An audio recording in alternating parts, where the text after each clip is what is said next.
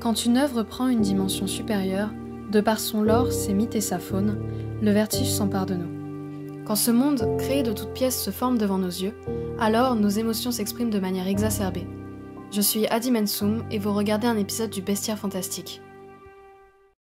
L'horreur sous toutes ses formes a toujours fasciné et effrayé en même temps. Il n'y a qu'à voir l'intérêt presque morbide qui est porté sur les tueurs en série avec une histoire si horrible qu'elle pourrait être racontée dans un film d'horreur. Il était donc normal que cette fascination soit exploitée par l'industrie du cinéma. On peut citer par exemple Le Manoir du Diable de Georges Méliès, qui est considéré comme le premier film d'horreur, et encore aujourd'hui, le cinéma d'épouvante a de vraiment beaux jours devant lui. Avec l'arrivée du jeu vidéo, l'horreur semble extrêmement adaptée à ce nouveau média, étant donné que la personne n'est plus juste spectateur, mais acteur. C'est donc dans cette idée que le jeu Silent Hill fait son arrivée. Silent Hill est à l'origine une série de jeux vidéo de survival horror de Konami qui commence en 1999 sur PlayStation. Cet univers connut un succès si important que le jeu fut adapté en plusieurs films, rendant d'autant plus populaire cette licence.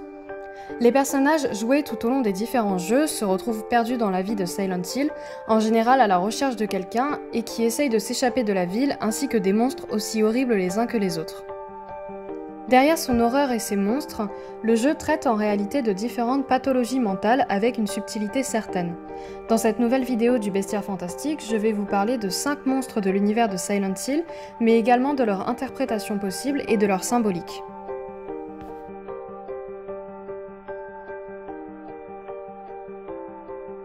L'infirmière est une créature qui apparaît pour la première fois dans le jeu Silent Hill. Elle est présente dans l'un des 2 hôpitaux de la ville et comme tous les monstres de Silent Hill, elle reflète la personnalité du personnage principal. Elle se caractérise par un visage tuméfié et enroulé de bandages, mais avec un corps extrêmement sexy. Dans le deuxième Silent Hill, qui a une partie se déroulant dans l'hôpital de Brookhaven, les infirmières y sont un peu différentes et ont le visage bien plus abîmé. Elles sont alors la représentation de la pensée du protagoniste James Sunderland, combinant la représentation de sa femme au stade terminal de sa maladie et ses envies sexuelles refoulées, ce qui donne cette représentation. Elle attaque en général avec une masse et marche avec des mouvements extrêmement saccadés. Elles sont parmi les créatures les plus emblématiques de la licence et la binarité de sa représentation en fait une créature profondément intéressante. Leur représentation varie entre les jeux, gardant malgré tout la même ligne directrice et une signification très ressemblante. Quand le protagoniste est une femme, le physique extrêmement sexy est moins présent, mais la peur de l'hôpital et la frustration sexuelle restent importantes.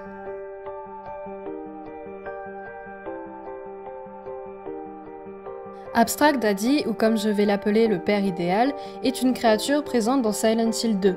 Il représente de manière abstraite 2 personnes s'entremêlant, imitant une position sexuelle sur un lit.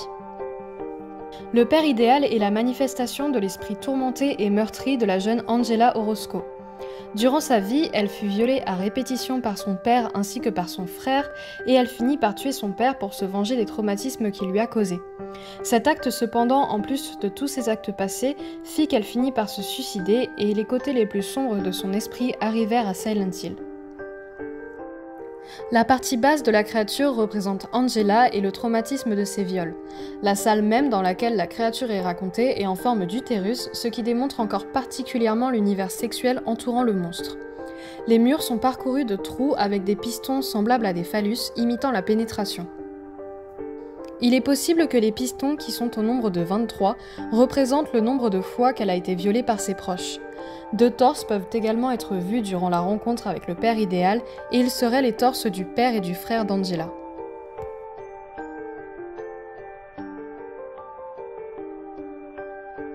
Pyramid Head est parmi l'une des créatures les plus populaires et fascinantes de l'univers de Silent Hill, et est également l'antagoniste principal de Silent Hill 2. C'est un humanoïde très musclé, portant souvent une immense épée ainsi qu'une boîte triangulaire sur sa tête. Pyramid Head est la créature qui incarne dans ces jeux le bourreau, punissant le personnage principal pour ses crimes. Pour simplifier son interprétation, je vais surtout parler de ce qu'il représente dans le deuxième Silent Hill, car sa signification y est bien plus dense. Comme j'en ai parlé auparavant, la femme de James Sunderland était mourante et souffrait affreusement. Le protagoniste, pour mettre fin à sa douleur, l'étouffa avec un oreiller, mais regretta immédiatement, faisant un blackout complet sur la raison de la mort de sa femme. James vint à Silent Hill après avoir reçu une lettre de sa femme disant qu'elle était en vie dans la ville. Durant ses recherches, James finit par rencontrer Pyramid Head. La créature était en train de violer et tuer 2 autres monstres sous les yeux du héros qui se cachaient avant de repartir. Il rencontrera ensuite la créature à de nombreuses reprises, ainsi qu'une femme nommée Maria, ressemblant étrangement à sa propre femme décédée, qui se fera tuer par Pyramid Head. De manière étrange, la créature ne tentera pas tout le temps de tuer le protagoniste, ce qui laisse de nombreuses questions en suspens quant à ses réelles intentions. À la fin du jeu, James retrouve une vidéo de lui tuant sa femme et il se souvint alors de toutes ses actions. C'est à ce moment-là que 2 Pyramid Head apparurent devant lui et le protagoniste comprit que ces créatures représentaient en réalité sa culpabilité et son envie de punition par rapport à l'acte horrible qu'il avait fait. Les Pyramid Head avaient en réalité un double but, guider le héros vers la vérité et le punir pour ses actions, et ayant réalisé leur but, ils se tuèrent à la fin du jeu.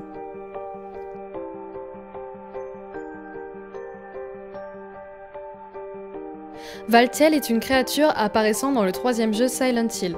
Son visage est entouré d'un masque de cuir et sa tête est parcourue de spasmes. Il est également habillé avec un habit de cérémonie ressemblant à une tenue de bourreau. Il a sur les épaules le signe de Matatron, qui est un ange messager de Dieu. Dans Silent Hill 3, alors que l'on suit le personnage de Heather se retrouvant coincé dans le monde de Silent Hill, on rencontre la première fois Valtiel dans l'ascenseur du centre commercial. On ne le voit pas réellement attaquer Heather, mais on le voit plusieurs fois attaquer des infirmières et les tuer. Valtiel aurait une utilité très similaire à Pyramid Head, mais à la différence de ce dernier, Valtiel est très passif face au protagoniste, alors que Pyramid Head, lui, était très violent. Quand Heather meurt, le monstre peut être vu emmenant son corps dans un endroit sûr pour qu'elle puisse ressusciter.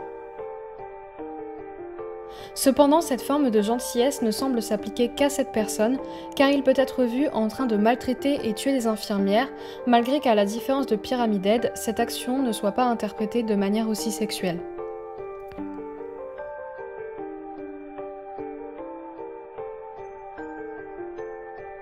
Les jumeaux victimes est une créature fusionnant 2 bébés ensemble, en un seul monstre énorme, sale, avec de longs bras. Quand le héros Harry Townshend les rencontre, les jumeaux victimes le pointent du doigt avant de s'éloigner. Il n'attaque pas le protagoniste tant que celui-ci ne s'approche pas de lui, et s'il se défend, le monstre va commencer par sangloter et se rouler par terre. Les jumeaux victimes est la représentation des 2 enfants Billy et Miriam, des victimes de l'antagoniste Walter Sullivan. Ce dernier souhaitait faire 21 sacrifices pour l'ordre afin que le monde qu'il pensait impur soit purifié par ces sacrifices. Ainsi, les jumeaux furent les 7e et 8e victimes de cet homme qui se réincarnèrent en monstres dans l'univers de Silent Hill. Les jumeaux victimes ici pourraient être interprétés comme étant la représentation de la relation de Walter Sullivan avec sa mère, démontrant par la fusion entre les 2 bébés l'attachement beaucoup trop fort de Walter envers sa mère.